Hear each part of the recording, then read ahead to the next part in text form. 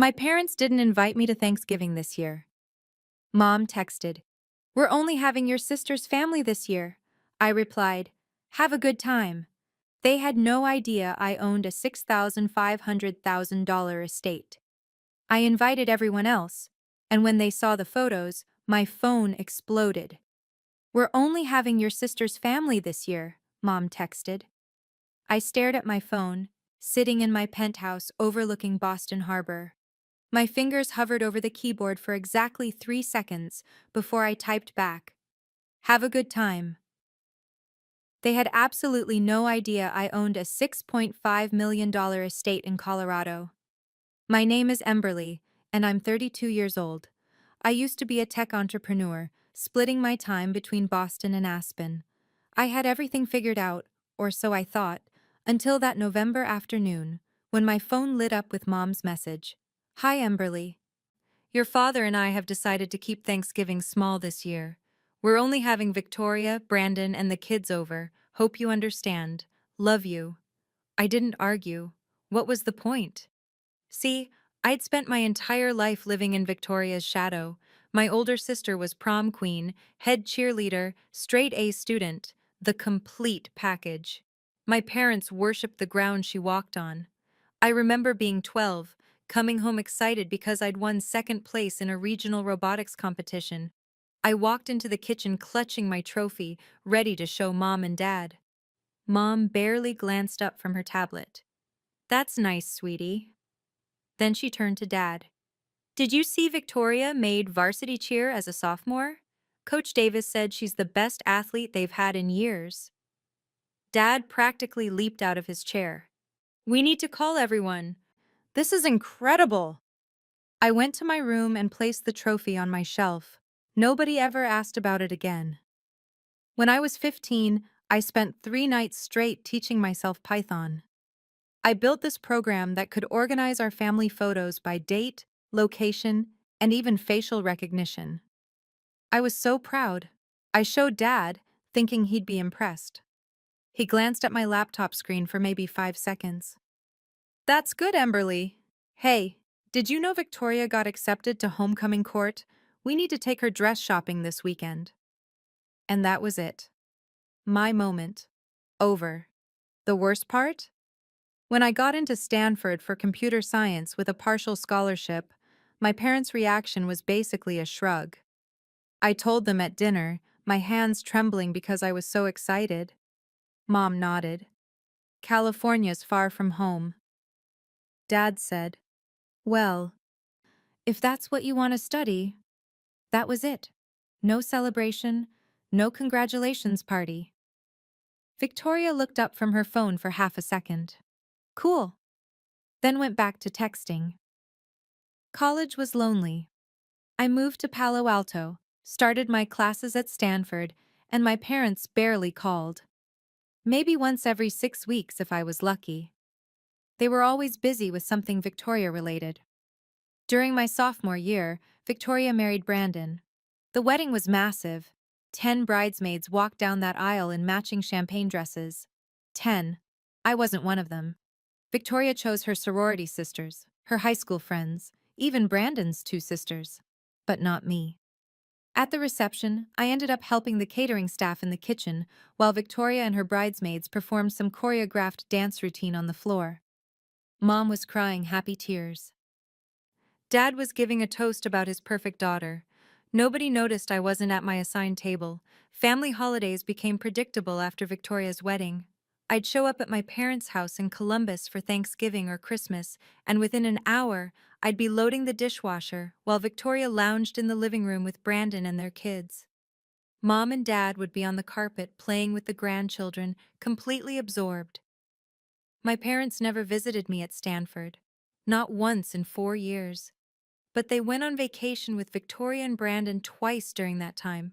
Once to Hawaii, once to the Bahamas. They'd post pictures on Instagram. Beach sunsets, resort pools, everyone grinning. I graduated from Stanford in the top 12% of my class.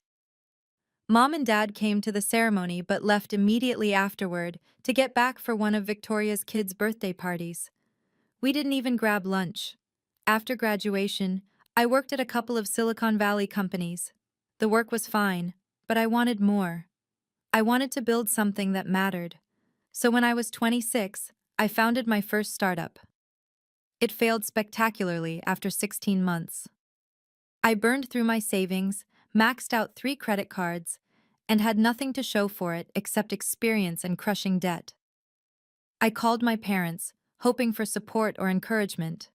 Dad answered, "Well, Emberly, I hate to say I told you so, but entrepreneurship isn't for everyone. You're just not cut out for this kind of risk. Maybe you should find a stable job with good benefits." Mom got on the line. "Your father's right. Look at Victoria. She's doing wonderfully at Goldman Sachs. Maybe you could ask her for advice on being more realistic about your career." I said I had to go and hung up. I didn't cry, I just sat there in my cramped apartment staring at the wall.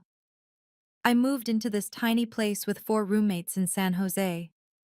My bedroom barely fit a twin mattress. I worked at a desk I'd cobbled together from an old door and 2 filing cabinets. It was depressing, but it was what I could afford. Then I landed a job at Next Tech Solutions. I was good at it. Really good.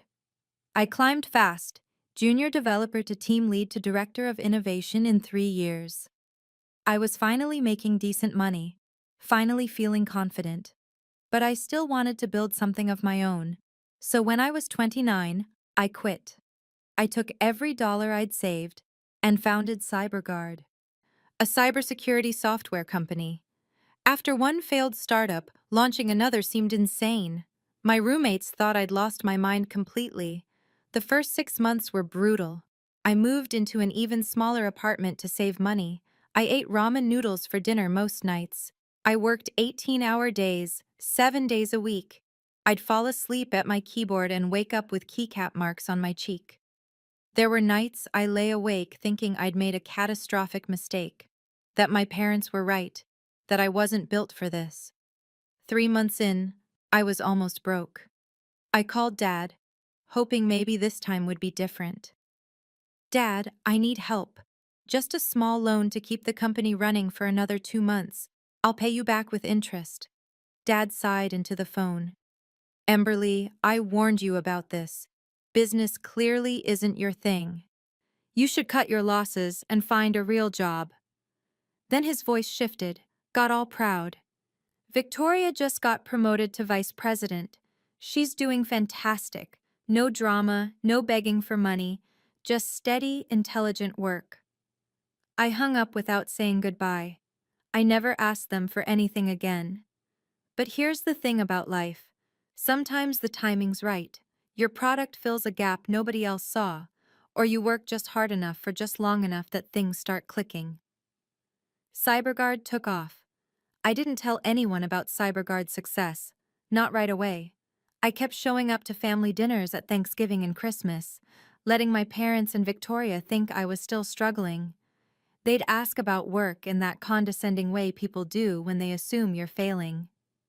"How's the little computer business going?" Mom would ask, already turning away to wipe something off one of the grandkids' faces. "It's going fine," I'd say. Victoria would pat my hand. "It's wonderful that you're still trying. Not everyone is meant to be an entrepreneur. There's no shame in that." I'd just smile and change the subject. 2 years after I founded CyberGuard, the company had grown to 95 employees with offices in Boston, Denver, and Seattle. We'd landed contracts with Fortune 500 corporations, federal agencies, major banks. Our software was protecting millions of users globally. Last year, when I was 31, a massive tech conglomerate approached me about acquiring the company. The negotiations took 5 months. I had attorneys, advisors, people in expensive suits discussing valuations and market projections and growth trajectories. They bought CyberGuard for $320 million. I sat in that conference room after signing the final papers, and I didn't feel anything at first, just numb. Then I went back to my Boston apartment, collapsed on my couch, and laughed until tears streamed down my face. I bought a penthouse in Boston first. Nothing crazy, just a beautiful space with floor-to-ceiling windows and harbor views. Then I started looking at properties in Colorado. I'd always loved Colorado. The mountains, the space, the peace. I found an estate about 45 minutes outside Aspen. 7 bedrooms, a guest house, 60 acres of land with mountain views that took my breath away. The price was $6.5 million. I bought it without hesitation. Then I spent another million on renovations. I hired an interior designer, a landscape architect, contractors. I wanted it perfect. I hired a property manager named David to oversee everything when I wasn't there. By October, the estate was finished. It was stunning, stone and timber and glass, with massive windows overlooking the mountains. The guest house had 4 bedrooms. The main house had a chef's kitchen, a library, a home theater, a gym with a yoga studio. I walked through the empty rooms and thought about Thanksgiving.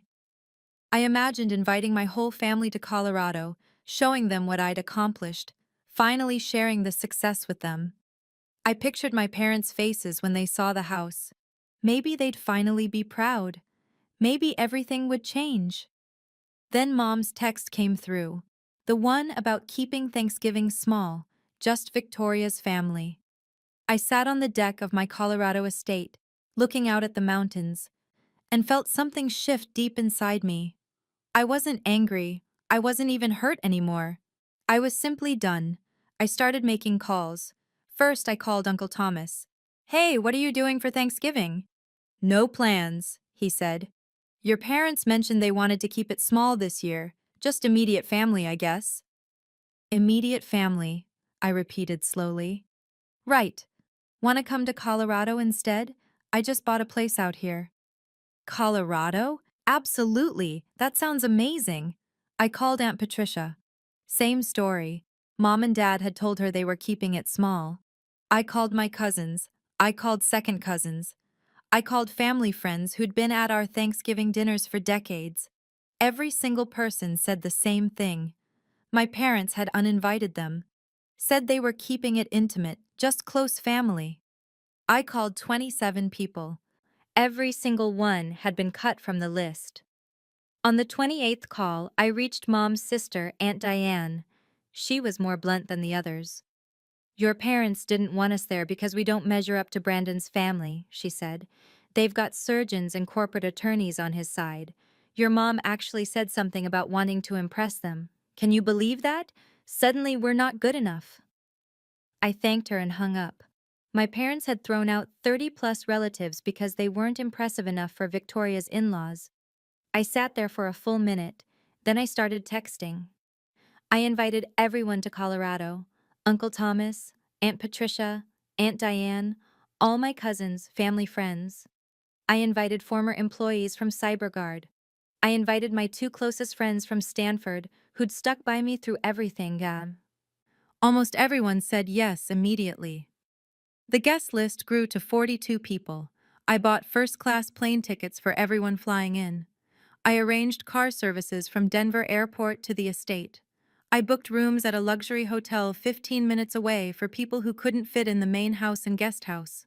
I hired a chef named Antonio who'd worked at a 3-Michelin-star restaurant in Denver. I hired a professional photographer. I ordered enough food to feed a small army. I went to each guest bedroom and placed personalized gifts.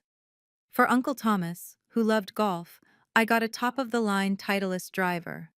For Aunt Patricia, who collected vintage scarves, I found a Hermes piece from the 1960s. For my cousin's kids, I got educational toys and books. I worked with David for 2 weeks getting everything ready. The house had never looked better. Fresh flowers in every room, the kitchen fully stocked, guest rooms made up with luxury linens. 3 days before Thanksgiving, I was standing in the kitchen reviewing the menu with Antonio when my phone rang. Victoria. I almost didn't answer. "Hey, Emberly," she said. "I just wanted to check in. What are you doing for Thanksgiving?" "I've got plans," I said. "Oh, with friends?" "With family," I said. There was a pause. "What family?" "The family that actually wanted to spend the holiday with me." I hung up. I turned my phone to silent and went back to planning the best Thanksgiving anyone had ever experienced. Thanksgiving morning started early. I was up at 6 checking everything one final time. Antonio was already in the kitchen prepping. The photographer arrived at 7 to capture the entire day. Uncle Thomas and his wife Sarah were the first guests to arrive at 9. They stepped out of the car service vehicle, got out, and just stood there staring at the house. "Holy Emberly," Uncle Thomas said. "This is yours?" "All mine," I said, hugging them both. Sarah looked like she might cry. "It's absolutely breathtaking. I can't believe your parents didn't want to see this." "Their loss," I said. Over the next 2 hours, everyone else arrived. Aunt Patricia came with her husband and 2 kids. My cousins showed up with their families. My friends from Stanford flew in from San Francisco. Former CyberGuard employees drove up from Denver. I gave everyone the grand tour. We walked through the main house, the guest house, out to the trails that wound through the property. People kept touching things like they couldn't believe it was real. The kids ran around screaming with pure joy. By noon, everyone had settled in. People were scattered around the property, some hiking, some sitting by the fireplace, some in the kitchen watching Antonio work his magic. At 2 o'clock, I gathered everyone in the main dining room. We'd set up 2 long tables that could seat 50 people. The tables were covered in food: turkey, prime rib, sides, fresh-baked rolls, 7 different pies. It looked like something from a magazine spread. I stood up with my glass. "I just want to say thank you all for coming. This means more to me than you know. I wanted to spend today with people who actually want to be around me, and I'm so grateful you're all here." Everyone raised their glasses, then Uncle Thomas stood up. "To Emberly, who built all this from nothing and was generous enough to share it with us." We were about to drink when I heard a car door outside. I looked out the window and saw a taxi pulling away. Walking up to the front door was my grandmother, Dorothy. I ran to the entrance. "Grandma, what are you doing here?" She hugged me tight. "You think I was going to miss this? I told your parents I wasn't feeling well and couldn't make it to Columbus. Then I bought a plane ticket online. Figured it out all by myself, too." The dinner was perfect. No tension, no awkward silences, no one getting up to check on kids while everyone else sat there uncomfortably. We ate and talked and laughed for hours. Antonio outdid himself. The food was extraordinary. People went back for seconds and thirds. After dinner, we went around the table sharing what we were thankful for. Aunt Patricia said she was thankful for family that stuck together. Uncle Thomas said he was thankful for second chances. My Stanford friends talked about friendships that lasted through the years. Then Grandma Dorothy spoke up. "I'm thankful for people who are brave enough to forge their own path when the regular road isn't working for them. People who don't give up even when they're not getting support from those who should be supporting them most." She looked directly at me. I had to look away because tears were forming. After dinner, people spread out around the property again. The photographer took group photos, candid shots, pictures of the house and grounds. Everyone was posting on social media. I saw the posts popping up on my phone. "Best Thanksgiving ever at Emberly's Colorado estate. Who needs Columbus when there's Colorado? Grateful for family that shows up." Pictures of the house, the mountains, the tables overflowing with food, everyone smiling. I was sitting on the deck with Grandma Dorothy, watching the sunset paint the mountains orange and pink, when my phone buzzed with a text from Victoria. "Beautiful house. I didn't know you were so wealthy. Mom and Dad are in complete shock." I showed the text to Grandma. She laughed so hard she started coughing. "Good," she said. "Let them be shocked. Maybe it'll knock some sense into them." That night, after most people had gone to their rooms or the hotel, I sat in the living room with my closest friends.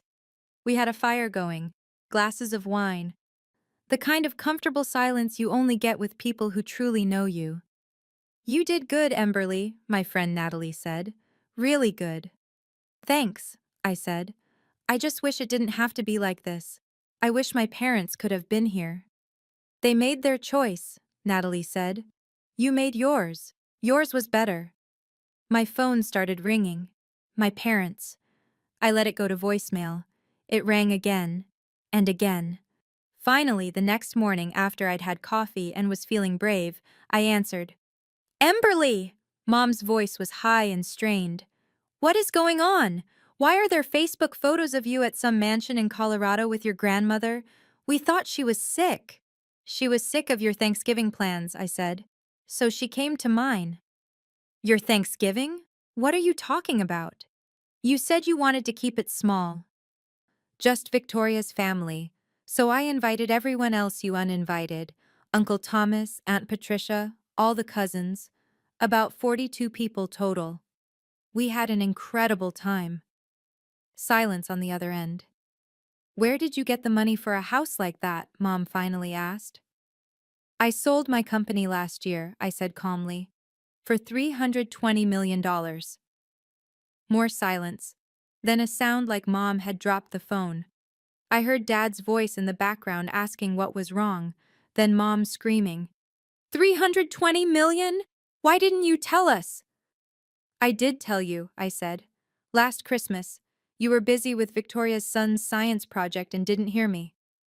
Dad got on the phone. His voice was sharp. Are you trying to prove something by dragging the whole family out to Colorado? I'm not trying to prove anything, I said. When Mom wrote that I wasn't wanted, I made other plans, that's all. You made us look terrible, he said. I didn't make you do anything. You uninvited 27 people because they weren't good enough for Brandon's family. I just invited them to my house instead. I heard Victoria's voice in the background. Then she was on the phone. Emberly, do you know what this looks like? Everyone's posting pictures. Our Thanksgiving looks pathetic compared to yours. That's not my problem, I said. Then I heard Grandma Dorothy's voice. She'd walked into the room. Put them on speaker, she said. I hit the speaker button. Mom? Dad said. You're there? Of course I'm here, Grandma said. Where else would I be? You've all taken Emberly for granted for too long, always putting her second after Victoria. That's why I'm here in Colorado instead of Columbus. Emberly built something extraordinary through her own work, and you should be proud of her, not jealous. We're not jealous, Mom said weakly. Yes, you are, Grandma said. And you're embarrassed that everyone saw what you did. Emberly didn't do this to hurt you. She did this because she wanted to spend the holiday with people who actually care about her. Now you need to think about that. Grandma walked out. I stood there holding the phone. We'll talk later, Dad said, and hung up. The relatives stayed through the weekend. We hiked, played games, watched movies in the home theater. Grandma Dorothy stayed in one of the guest rooms and held court like royalty. Everyone came to her for advice, stories, hugs. On Sunday, people started leaving. By Monday evening, it was just me and Grandma in the big house. We sat by the fireplace drinking chamomile tea. You did the right thing, she said. I don't know, I said. Maybe I was being petty. You were being honest. There's a difference.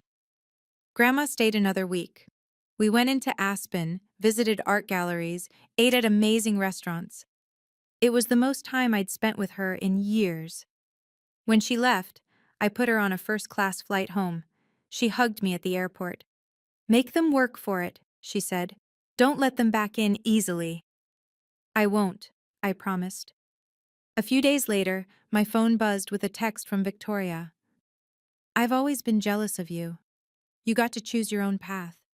You failed and got back up. I've been on rails my whole life, doing what Mom and Dad wanted. I'm sorry they didn't spend time with you because of me. I didn't realize how bad it was. I stared at the message for a long time before responding. Thanks for saying that. Then my parents started texting. Dad wrote first. Grandma was right. We were unfair to you. I'm proud of what you built. I'm proud of you. Mom's text came an hour later. The house looked beautiful in the photos. Can we come see it? I didn't answer right away. I thought about it for days.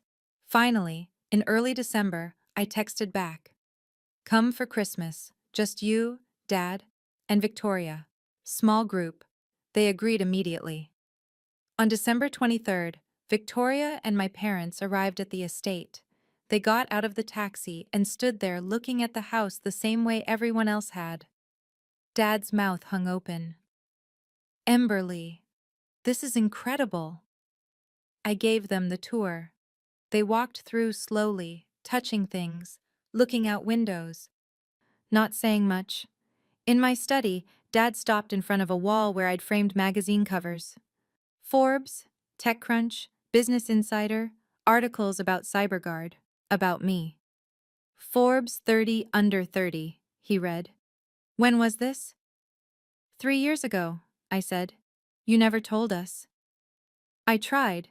There was always something with Victoria or the kids that was more important. He looked down. Over dinner that night, Mom put down her fork. We failed both of you. We put too much pressure on Victoria to be perfect, and we didn't give you the attention and recognition you deserved. Emberly, I'm truly sorry. Dad cleared his throat. I think we need to start over. All of us. Try to forget the old hurts and learn to trust each other again. Can we do that? I looked at them. Mom looked older than I remembered. Dad had more gray in his hair. Victoria looked exhausted. We can try, I said. But I was scared. Scared they only wanted to make peace because of my money. They didn't ask for money, though. Not once during the whole visit. The next few days were quiet. We went for walks on the snow-covered trails. We played board games by the fireplace. We watched holiday movies in the home theater. It felt strange, but not bad. On Christmas morning, my parents gave me books by my favorite authors, actual books I'd want to read. Mom also gave me 2 paintings for the house from a local Colorado artist she'd researched. Victoria gave me a custom painting of the San Francisco skyline from an artist she'd commissioned. I remember you said you loved the view from your Stanford dorm, she said.